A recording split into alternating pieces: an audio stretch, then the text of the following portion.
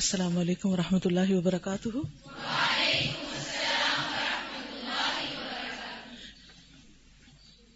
نحمده ونصلی علی رسولہ الکریم، اما بعد فاعوذ باللہ من الشیطان الرجیم، بسم اللہ الرحمن الرحیم، رب اشرح لی صدری ویسر لی امری واحلل عقدۃ من لسانی یفقہوا قولی۔ فصل نمبر 106، صفحہ نمبر 502، 502، عشق اور حسن پرستی کے دنیوی اور اخروی مفاسد، یعنی عشق و عاشقی اور محبت جو دنیاوی قسم کی ہوتی ہے، اور حسن پرستی یعنی کسی بھی خوبصورت انسان پر ریجھ جانا، اس کے دنیا کے نقصان اور آخرت کے۔ اب ہم عشق اور حسن پرستی کے دنیوی اور اخروی یعنی دنیا اور آخرت کے مفاسد کو یعنی نقصانات کو ایک مستقل فصل میں پیش کر کے اصل سوال کا جواب ختم کر دیتے ہیں۔ اصل سوال کون سا ہے؟ جو کتاب کے شروع میں بیان کیا گیا ہے کہ ایک شخص اس مرض میں مبتلا ہو گیا تھا اور اسے اس سے شفا کے لیے حل چاہیے تھا، تو اس نے ان کو لکھا تھا کہ میری مدد کی جائے۔ اس کے مفاسد، کس کے؟ عشق کے یا حسن پرستی کے مفاسد، خرابیاں، بگاڑ اس قدر ہیں کہ بیان کرنے والا جس قدر بھی بیان کرے کم ہے، لامتنا ہی ہے، ان لمیٹڈ۔ عشق اور حسن پرستی کا اولین اور بالذات خاصہ یہ ہے، بالذات کا معنی ہوتا ہے ان اٹ سیلف، اس کے اندر ہی، کہ وہ سب سے پہلے قلب کو فاسد اور خراب کر دیتا ہے۔ اور اگر قلب بگڑ جائے تو کیا ہوتا ہے؟ سب کچھ بگڑ جاتا ہے۔ نبی صلی اللہ علیہ وسلم نے جب تقوی کی بات کی تھی، دل کی طرف اشارہ کرتے ہوئے فرمایا تھا التقوی ہا ہنا، 3 دفعہ یہ بات فرمائی کہ تقوی یہاں پر ہے، یعنی دل کے اندر ہے۔ اور پھر ساتھ ہی یہ فرمایا کہ انسان کے جسم میں گوشت کا ایک ٹکڑا ہے، اگر وہ بگڑ جائے فسد الجسد کلہ، سارا جسم بگڑ جاتا ہے، فزیکلی بھی ادروائز بھی۔ اور اگر اس کی اصلاح ہو جائے تو ہر چیز درست ہو جاتی ہے۔ تو عشق کی سب سے بڑی اور پہلی خرابی کیا ہے کہ یہ دل میں بگاڑ پیدا کرتا ہے، اور جب دل بگڑتا ہے تو جتنی بھی امراض دل سے متعلق ہیں، امراض قلب، نفاق ہو یا پھر شک ہو اللہ کی ذات میں، دین میں، ایمان اور یقین کی کمی ہو، یہ سب بیماریاں پھر اس پر حملہ آور ہو جاتی ہیں۔ تو قلب فاسد اور خراب ہو جائے تو انسان کے تمام ارادے، اقوال اور افعال خراب ہو جاتے ہیں، اور توحید کے تمام مورچے فاسد اور خراب ہو کر رہ جاتے ہیں۔ ارادے کیسے خراب ہوتے ہیں؟ دل کے بگڑنے سے ارادوں میں کس طرح خرابی واقع ہوتی ہے؟ کوئی بتائے گا آپ میں سے؟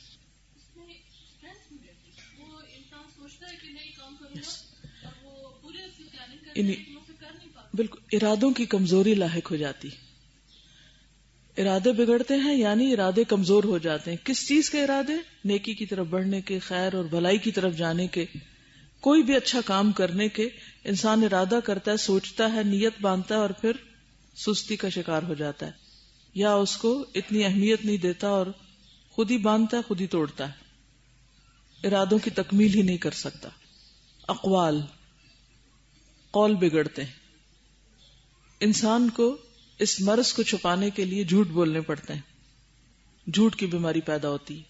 اس کے علاوہ زبان پر ہر وقت شعر و شاعری، گانے اور لغویات قسم کی باتیں جو ہیں وہ زیادہ جاری ہوتی ہیں، اور افعال خراب ہو جاتے ہیں، یعنی نماز میں بھی پوری توجہ نہیں اور باقی کاموں میں بھی پورا دھیان نہیں، کیونکہ دل جو بگڑا ہوا ہے۔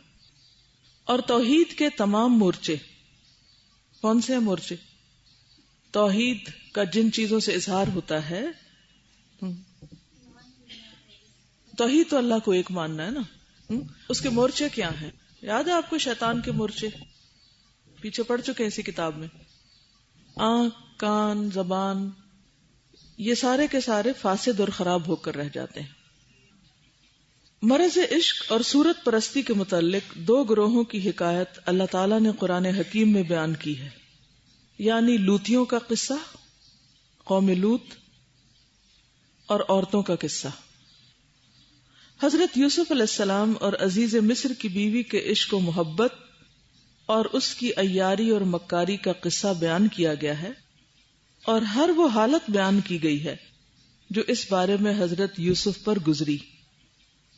ان کے صبر و ثبات، عفت، پاکدامنی، تقوی اور پرہیزگاری نے انہیں جس مقام پر پہنچایا اس کی سرگزشت کا بیان ہے، نیز اس مصیبت کا بیان ہے جس سے حضرت یوسف علیہ السلام کو دوچار ہونا پڑا۔ واقعہ یہ ہے کہ اس بارے میں حضرت یوسف علیہ السلام نے جس صبر و ثبات اور تقوی اور پرہیزگاری کا ثبوت دیا دوسرا کوئی نہیں دے سکتا سوائے اس شخص کے جسے پروردگار عالم صبر و ثبات سے نوازے، کیونکہ ہر کام اپنے دوائی و اسباب کی قوت اور باز رکھنے والے اسباب کے زوال کے حسب حال ہوا کرتا ہے۔ ہر کام اپنے دوائی داعیہ کی جمع ہے، یعنی موٹیوز یا جو چیز اس کو اس طرف لے جاتی ہے، بلاتی ہے، دعا سے بلانا، پکارنا، اور اسباب کی قوت اور باز رکھنے والے اسباب کے زوال، یعنی جو چیزیں انسان کو روکتی ہیں ان چیزوں کے زوال کے حسب حال ہوا کرتا ہے۔ یہاں دوائی جرم یعنی جرم کی طرف بلانے والے اقوال یا چیزیں، موٹیوز، اور ارتکاب جرم کے اسباب کامل طور پر موجود تھے، یعنی غلط راستے کی طرف بلانے والی چیزیں بھی پوری تھیں اور ان غلط کاموں کو کرنے کے پورے اسباب مہیا تھے اور میدان ہموار تھا، کوئی چیز رکاوٹ نہیں تھی۔ جو لوگ اس کی تفسیر پڑھ چکے ہیں، جن کو ترجمہ آتا ہے قصہ یوسف کے اس حصے سے، پورا نقشہ ان کے ذہن میں بیٹھ گیا ہوگا کہ کس طرح کی سچویشن ان کو پیش آئی اور انہوں نے اس سچویشن میں کس طرح بہیو کیا، اور یہی ایک بہترین نمونہ ہے کسی بھی صاحب ایمان کے لیے۔ اب ہم اس کی تفصیلات دیکھتے ہیں جس طرح امام ابن القیم الجوزی نے اس کو انالائز کیا ہے۔ وہ لکھتے ہیں کہ یہاں دوائی جرم یعنی جرم کی طرف بلانے والے اور ارتکاب جرم کے اسباب کامل طور پہ موجود تھے، یعنی پوری سچویشن جرم کی طرف بلانے والی تھی، ہر چیز غلط کام کی طرف انوائٹ کر رہی تھی، اس غلط کام کے کرنے کے لیے کچھ بھی رکاوٹ نہیں تھی، نہ اندرونی نہ بیرونی، نہ اس گھر کا ماحول اور نہ باہر سوسائٹی کا ماحول، کہیں بھی کوئی رکاوٹ نہ تھی۔ تو ایسے نازک موقع پر یوسف علیہ السلام نے کس طرح اپنے آپ کو بچایا، یہ ایک بہت بڑی مثال ہے۔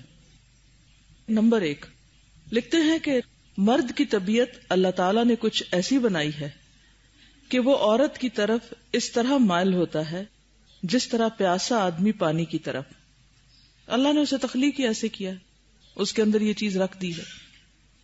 یا بھوکا آدمی کھانے کی طرف، بلکہ بہت سے لوگ ایسے دیکھے گئے ہیں کہ کھانے پینے میں صبر کر جاتے ہیں مگر عورت کے معاملے میں صبر نہیں کر سکتے۔ یہ بات اگر حلال اور جائز شکل میں ہو تو کچھ مذموم نہیں، یعنی کوئی اس میں برائی نہیں اگر وہ حلال طریقے سے اپنا مطلب پورا کریں، بلکہ قابل تعریف ہے، جیسا کہ امام احمد بن حنبل کی کتاب الزہد میں حضرت انس کی ایک حدیث مروی ہے کہ حضرت صلی اللہ علیہ وسلم نے ارشاد فرمایا، حبب الی من دنیاکم الطیب والنساء اصبر علی الطعام والشراب ولا اصبر عنہن، سنن نسائی عشرۃ النساء۔ مجھے تمہاری دنیا میں 2 چیزیں محبوب ہیں، خوشبو اور عورتیں، میں کھانے پینے سے صبر کر سکتا ہوں لیکن عورتوں سے صبر نہیں کر سکتا۔ نمبر 2 حضرت یوسف علیہ السلام نوجوان آدمی تھے۔ ظاہر ہے کہ نوجوان کی شہوت کی حدت اور گرمی بہت زیادہ اور تیز ہوا کرتی، یعنی اس کے جذبات زیادہ ہوتے ہیں۔ نمبر 3 حضرت یوسف علیہ السلام مجرد تھے، یعنی شادی شدہ نہ تھے، اکیلے تھے، سنگل تھے، نہ کوئی بیوی تھی نہ باندی جس سے اپنی شہوت پوری کر سکتے اور خواہش کی آگ بجھا سکتے۔ نمبر 4 آپ غریب الوطن اور مسافر تھے۔ غربت اور مسافرت میں اس قسم کا کام کرنے میں وہ دقتیں پیش نہیں آتی جو وطن میں پیش آتی ہیں۔ جو دقتیں اہل و عیال جاننے پہچاننے والوں میں پیش آتی ہیں وہ اجنبیوں میں پیش نہیں آتی۔ انسان کوئی بھی غلط کام کرے اور بھاگ جائے اور کون اس کو جانتا ہے۔ نمبر 5 یہ عورت صاحب منصب و جمال تھی، یعنی اسٹیٹس والی تھی اور خوبصورت تھی.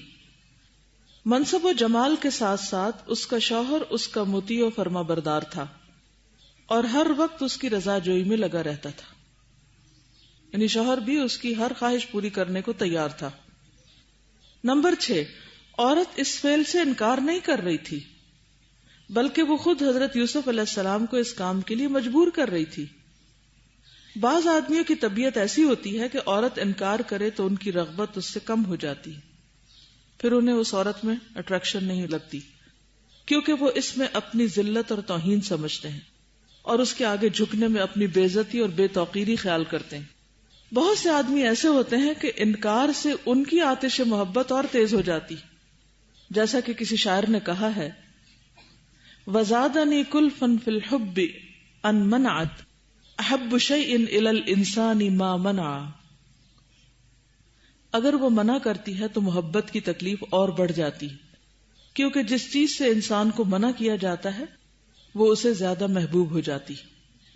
عام انسان کی نفسیات ہے کہ جس چیز سے روکا جائے وہ اس کی طرف زیادہ مائل ہوتا ہے. غرض لوگوں کی طبیعتیں اس بارے میں مختلف ہیں. بعض آدمی ایسے ہوتے ہیں کہ عورت اپنی رغبت اور محبت ظاہر کرتی ہے تو ان کی محبت بڑھ جاتی ہے، انکار کرتی ہے تو محبت مزمحل یعنی کمزور ہو جاتی ہے. ایک قاضی کا قصہ مجھے معلوم ہے. اس کی بیوی یا باندی جب کبھی اس سے انکار یا بے توجہی برتتی یعنی اٹینشن نہ دیتی تو اس کی محبت اور خواہش ایسی مزمحل ہو جاتی کہ پھر وہ کبھی اس کے پاس نہیں جاتے تھے. بعض آدمی ایسے ہوتے ہیں کہ من و انکار سے ان کی آتش محبت اور تیز ہو جاتی. من و انکار جس قدر زیادہ ہوتا ہے آتش محبت اور تیز ہو جاتی ہے، اسے اپنی کامیابی اور ظفر مندی کی کوششوں میں اور زیادہ لذت آتی. جیسے کسی چیز کو محنت، مشقت اور مشکلات کے بعد حاصل کرنے سے اس میں لذت آتی ہے، یا کوئی چیز بڑی منت، سماجت اور خوشامد اور لجاجت سے حاصل ہو تو اس میں لذت آتی. یعنی جو چیز بہت مشقت کے بعد ملے اس میں انسان کو زیادہ لطف آتا ہے. نمبر 7، حضرت یوسف علیہ السلام کو خود اس عورت نے مجبور کرنے کی کوشش کی تھی. خود اسی نے اس کام کے لیے آپ کو مجبور کرنا چاہا تھا.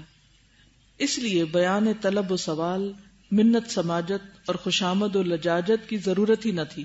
یعنی حضرت یوسف کو تو ضرورت ہی نہیں تھی کہ وہ اس کی منت کرتے کیونکہ عورت مائل تھی. رغبت اور طلب کی ذلت اسی کے سر تھی، یعنی عورت کے، آپ کے سر نہ تھی. وہی عاجز و ذلیل تھی، یعنی اپنے نفس کے ہاتھوں، اور آپ ایک مطلوب، محبوب اور عزیز مرغوب تھے. نمبر 8، حضرت یوسف علیہ السلام اس عورت کے گھر میں رہتے سہتے تھے، اس کے محکوم تھے، غلام تھے، ان کے گھر میں کام کرتے تھے، اس طرح اس کے قابو میں تھے. یعنی سروینٹس پر تو حکم چلتا ہے مالک کا. اس کی اطاعت سے روگردانی کی جائے تو وہ آپ کو ہر طرح کی تکلیف پہنچا سکتی تھی. یعنی سخت ڈر تھا کہ اگر وہ بات نہ مانتے تو وہ کسی بھی طرح نقصان دے سکتی تھی. اس لحاظ سے یہاں رغبت کا داعیہ موجود ہے اور خوف و ہراس کا بھی، یعنی دونوں چیزیں ہیں. انویٹیشن بھی ہے اور دوسری طرف رسک بھی ہے نہ ماننے کی صورت میں.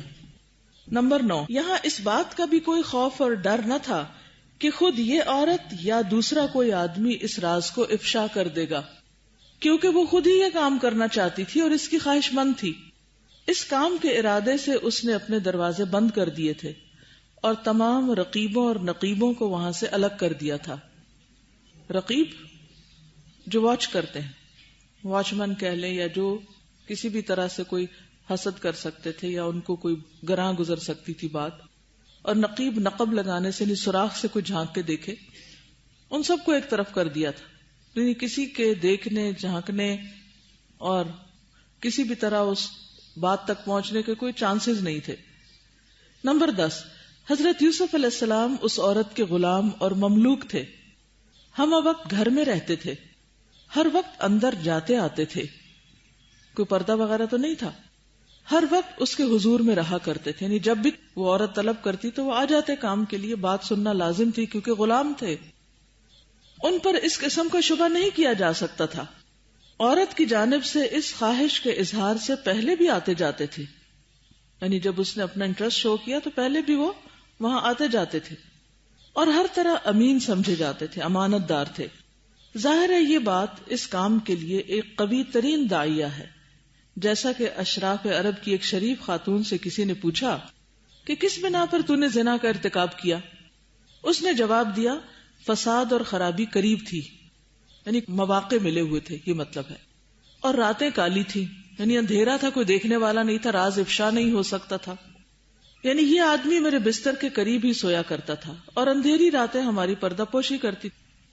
نمبر 11، عزیز مصر کی بیوی نے حضرت یوسف علیہ السلام کو اس کام پر مجبور کرنے کے لیے مکار، عیار، ہیلا جو اور عیاری و مکاری کی فنکار عورتوں کو اس کام میں مدد دینے کے لیے جمع کیا تھا جب انہوں نے اپنے ہاتھ کاٹ لیے تھے کہ وہ اس کام میں اس کی امداد کریں، یعنی وہ بھی اسے سپورٹ کریں اور اسی کو سچا کہیں اور یوسف علیہ السلام کو اس پر راغب کریں اور اپنی اپنی فریب کاریوں کو بروئے کار لائیں.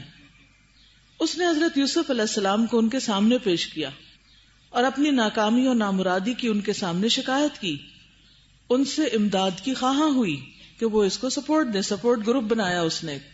حضرت یوسف علیہ السلام نے اس وقت ان کے مقابلے میں کامیابی کے لیے اللہ تعالیٰ کی بارگاہ سے مدد طلب کی اور عرض گزار ہوئے، اور اگر ان کے پھندوں کو تو نے مجھ سے دفع نہ کیا تو میں ان کی طرف مائل ہو جاؤں گا اور نادانوں میں ہو جاؤں گا. یعنی یوسف علیہ السلام اللہ سبحانہ وتعالیٰ کے سامنے اپنی عاجزی اور بے بسی کا اظہار کرتے ہیں کہ یا اللہ تو میری مدد کر، میں کمزور ہوں. نمبر 12، حضرت یوسف علیہ السلام کو جیل خانے بھیجنے اور ذلیل و رسوا کرنے کی اس عورت نے دھمکی دی. اگر تم میرا مقصد پورا نہیں کرو گے تو میں تمہیں جیل بھیج دوں گی اور ذلیل و رسوا کر دوں گی. اتنی بڑی دھمکی. اور جیل کا نام سنتے ہی بڑے بڑے لوگ پھر سر نگوں کر دیتے ہیں. ظاہراً یہ ایک زبردستی ہے کہ بدکاری پر جبر و اکراہ کیا جا رہا ہے، کیونکہ یہ اس عورت کی دھمکی ہے جو ایسا کر سکتی تھی. کوئی عام عورت نہیں تھی، وہ واقعی اسے جیل بھیج سکتی تھی. یہاں داعیہ شہوت موجود ہے اور جیل خانے کی ذلت اور تکلیف سے سلامتی تلاش کرنے کا داعیہ بھی موجود ہے کہ کس طرح اس مصیبت سے بچ سکتے ہیں. دونوں طرح کی چیزیں موجود ہیں. نمبر 13، اس عورت کے شوہر نے حضرت یوسف علیہ السلام کے متعلق کبھی غیرت و نخوت اور شبہ کا اظہار نہیں کیا تھا. یعنی مرد میں غیرت ہی نہیں کہ وہ مائنڈ کرتا. اس کے نزدیک یہ ایک عام سی بات تھی، وہاں کا کلچر تھا، وہ اسے ایکسپٹ کرتا تھا، آزادی تھی. اس سے بڑھ کر ویمن لبریشن کہاں ہوگی؟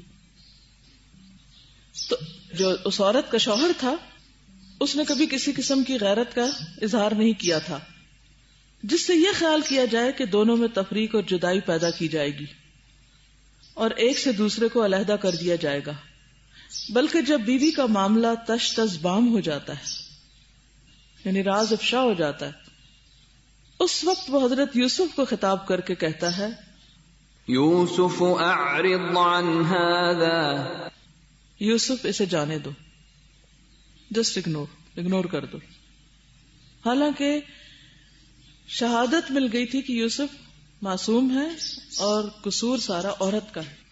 اگر کوئی غیرت والا مرد ہوتا تو شاید وہیں بیوی کو ختم کر دیتا، لیکن یہاں وہ بیوی کو کچھ بھی نہیں کہتا اور یوسف علیہ السلام کو کہتا ہے کہ تم اسے جانے دو، اس معاملے کو بھول جاؤ. اور بیوی سے کہتا ہے تو اپنے قصور کی معافی مانگ لے، کیونکہ سراسر تیری ہی خطا ہے، یعنی غلطی تمہاری، لیکن اس سے آگے اگر غلطی ہے تو بس ٹھیک ہے، تم معافی مانگ لو. یہ ظاہر ہے کہ شوہر کی غیرت اس کام میں ایک زبردست رکاوٹ ہوا کرتی ہے. یعنی عام طور پر عورتیں جب شادی سے پہلے ان کے باپ اور بھائی پروٹیکٹ کرتے ہیں، ان کے اندر کی غیرت عورت کو غلط راستے پہ جانے سے روکتی ہے. شادی کے بعد شوہر ہوتا ہے، لیکن یہاں تو کسی قسم کی کوئی رکاوٹ نہیں. یہاں یہ رکاوٹ بھی مفقود ہے. غرض ہمہ قسم کے دوائی اور اسباب کے ہوتے ہوئے بھی حضرت یوسف علیہ السلام اللہ تعالی کی رضامندی اور رضا جوئی اور اس کے خوف کو مقدم رکھتے ہیں. ساری آسانیوں کے باوجود صرف اللہ سے ڈرتے ہیں، ظاہر میں بھی اور باطن میں بھی. محبت خداوندی ان کا دامن پکڑتی ہے، اللہ کی محبت ان کا دامن پکڑتی اور ان کو اس کام سے روکتی ہے. انہیں زنا سے باز رکھتی ہے، اور زنا کے مقابلے میں وہ جیل کی اسیری کو پسند کر لیتے ہیں، قید ہونا پسند کر لیتے ہیں۔ قرآن حکیم ان کے پرعزیمت قول کو یوں نقل کرتا ہے: اے میرے رب، جس کی طرف یہ عورتیں مجھے بلا رہی ہیں، قید میں رہنا مجھے اس سے زیادہ پسند ہے۔ حضرت یوسف علیہ السلام خوب سمجھ رہے تھے کہ یہ مصیبت جیل گئے بغیر ٹلنے والی نہیں، پہلے ایک تھی، اب یہ ساری پیچھے پڑ گئی ہیں، لہذا بہتر ہے کہ جیل میں ہی پناہ لی جائے۔ اور واقعہ یہ ہے کہ پروردگار عالم آپ کی دستگیری نہ فرماتا تو مصر کی عورتوں نے جو کمند اور پھندے آپ کے لیے بچھائے تھے، جو جال پھیلائے تھے، ان سے بچ نکلنا بہت دشوار تھا۔ آپ طبعی طور پر اس طرف جھک پڑتے اور جاہلوں کی فہرست میں اپنا نام لکھوا لیتے۔ یہ حضرت یوسف علیہ السلام کا کمال علم و معرفت تھا کہ آپ نے اپنے رب، اپنے نفس اور اپنے مقام کو اچھی طرح سمجھ لیا اور صبر و ثبات کا دامن نہ چھوڑا۔ حضرت یوسف علیہ السلام کے اس قصے میں بڑی بڑی عبرتیں اور بے شمار فوائد اور حکمت مضمر یعنی چھپی ہوئی ہیں۔ خدا قدوس توفیق عطا فرمائے کہ ہم اس کے فوائد کو ایک مستقل تصنیف کی شکل میں دنیا کے سامنے پیش کر سکیں۔ کیا سمجھ میں آیا؟ السلام علیکم۔ مجھے اس میں جو سب سے امپورٹنٹ چیز سمجھ میں آ رہی ہے، 2 پوائنٹس مجھے بہت امپورٹنٹ لگے۔ ایک تو یہ ہے کہ جب ہم اپنے ارد گرد دوسروں کو دیکھتے ہیں نا برائیوں میں پڑے ہوئے، تو اس وقت ہم خود سے خود یہ فیصلہ کر لیتے ہیں کہ ہم تو بہت نیک ہیں اور دوسرے جو ہیں وہ بہت خراب ہیں۔ تو میں نے ان سارے پوائنٹس کو انڈر لائن کیا ہے جو کہ ہمیں نیکی پر ایک قسم کا اللہ ہی کی طرف سے ہمیں ایک آسرا یا ایک سہارا دیا گیا ہے کہ ہم نیکی پر ہی قائم رہیں۔ اگر ہم اس سچویشن میں ہو تو شاید پھر ہم نہ بچ سکیں، ہم یہ نہیں سوچتے، حالانکہ یہ شاید اس سے ابھی ریلیونٹ نہیں ہے جو ہم پڑھ رہے ہیں، کیونکہ بہت سارے لوگ صرف پریشر میں آ کے دوسرے کو خوش کرنے کے لیے، بالکل ان کا اپنا ارادہ، نیت یا ان کے اندر کوئی نہ بھی طلب ہو تو صرف پریشر نہیں لے سکتے۔ مطلب یہ ایک اسکالر کی اتنی ڈیپ تھاٹ ہے کہ وہ اس نے اتنے پوائنٹس کو ہائی لائٹ کیے جو کہ پہلے میں نے نہیں سوچے، اور اس کو ایک سمپل سا واقعہ سمجھ کے اور ہم بس اس کو کہانی کی طرف پڑھ لیتے ہیں اور آگے چل پڑتے ہیں۔ تو دوسری مجھے اس میں یہ چیز سمجھ میں آئی ہے کہ آف کورس وہی جو ہے کہ اللہ ہی اگر آپ کو نہ بچائے تو آپ نہیں بچ سکتے، تو اس لیے ہم اگر بچ رہیں تو بھی ہمیں اللہ کا شکر کرنا چاہیے۔ اگر ہمیں بچنا مشکل لگ رہا ہے اور ہم اکثر یہ کہتے رہتے ہیں ہم اس چیز سے کیسے نکلیں، ہم اس چیز سے کیسے بچیں، ہر وقت یہ کوشچن آ رہا ہوتا ہے، تو answer is so simple and so clear کہ اللہ سے کہیں وہ آپ کو بچائے، اللہ ہی بچائے گا۔ جو یوسف علیہ السلام نے بالکل صحیح ہے۔ عموماً لوگ یہ کہتے ہیں کہ چونکہ اب ماحول ایسا ہو گیا ہے، سوسائٹی خراب ہو گئی، ارد گرد ایسی بہت سی چیزیں ہیں کہ برائی سے بچنا زیادہ مشکل ہو گیا۔ تو آپ دیکھیے کہ 4000 سال پہلے کیا ماحول بہت اچھا تھا؟ مجھے تو یوں محسوس ہوتا ہے کہ آج کے ماحول سے بھی زیادہ گیا گزرا تھا۔ برائی کرنے کے تمام مواقع موجود تھے، لیکن اس کے باوجود یوسف علیہ السلام نے اللہ کی مدد سے، اللہ کی دی ہوئی قوت سے اپنے آپ کو بچایا۔ یہی علم اور یہی معرفت ہے، یہی تقوی اور یہی صبر ہے۔ اور آزمائش کیا تھی کہ ایک طرف وہ دنیا کی ساری رونقیں، عیش و عشرت، اور دوسری طرف تنگ و تاریک جیل۔ آخرت کی جیل سے بچنے کے لیے انہوں نے دنیا کی جیل میں جانا گوارا کیا، لیکن برائی کی دعوت پر لبیک نہیں کہا۔ اور کوئی کچھ کہنا چاہے گا؟ اس میں یہ بات بھی نظر آتی ہے کہ اسلام کی پابندیاں جو خواتین کے لیے ہیں وہ عموماً کہا جاتا ہے کہ وہ قید میں ہیں، تو یہاں ہمارے لیے یہی بات ہے کہ السجن احب الیہ، ہمارے لیے قید خانہ بہتر ہے اس کی نسبت جسے لوگ ہمیں، معاشرہ یا ماحول ہمیں جس طرح بلا رہا ہے۔ اور 2 چیزیں روکنے کے لیے ہیں، ایک اندر کی قوت، ایک باہر کا ماحول۔ اگر باہر کا ماحول نہیں بھی ہے تو اللہ تعالیٰ سے مضبوط تعلق ہوگا تو انشاءاللہ اللہ تعالیٰ بچا لیں گے اور بر وقت مدد کر دیتے ہیں اللہ تعالیٰ، کیونکہ اللہ کی محبت عورتوں کی محبت پر غالب تھی۔ تو اگر کوئی واقعی برائی سے بچنا چاہے تو اسی صورت میں بچ سکتا ہے جب اللہ کی محبت والذین آمنوا اشد حبا للہ پر انسان عمل کر رہا ہو، کیونکہ اللہ کی محبت اس کو دوسری محبتوں سے نجات دے گی، اس سے بچائے گی. وہ محبتیں جو اس کو حرام کی طرف لے کے جانے والی ہیں، اللہ کی ناراضگی کی طرف لے کے جانے والی. اور اللہ سبحانہ وتعالیٰ کا یہ بہت بڑا کرم ہے ہم سب پر کہ اس نے ہمیں اپنی محبت کو ہر چیز کی محبت سے بڑھ کر رکھنے کا ایک معیار دے دیا. اور کوئی کچھ کہے گا؟ السلام علیکم.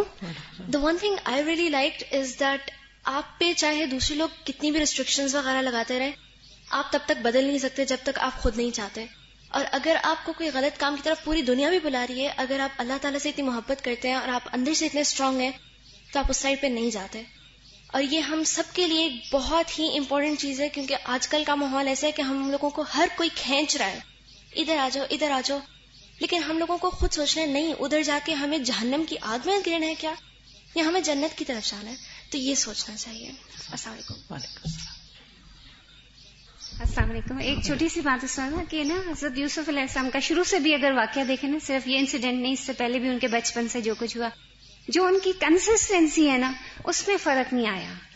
اور دس از سو امپورٹنٹ نا کہ ہم تھوڑی سی مشکل ہوتی ہے اس وقت نکل گئے، تھوڑا وہ ہوا، پھر اگلے اس سے زیادہ بڑی آزمائش میں پھنس گئے. لیکن یہ جو کنسسٹنسی ہے نا، یہ اللہ سے مضبوط تعلق کے بغیر نہیں ملتی. تو خلاصہ کلام کیا ہوا کہ یہ ایک ایسا مرض ہے جس سے نکلنے کے لیے اللہ ہی مدد کر سکتا ہے. لوگ عام طور پر لوگوں سے مشورے لیتے رہتے ہیں، کاؤنسلنگ کرواتے رہتے ہیں، بار بار اپنی کمزوریاں بتاتے رہتے ہیں اور یہ کہتے ہیں کہ سچویشن ایسی ہے، میں سمجھتی ہوں یہ چیز حرام ہے، غلط ہے، لیکن مجبوری ہے، میں اس سے باہر نہیں آ سکتی، تو اس کے لیے کوئی حل بتائیں.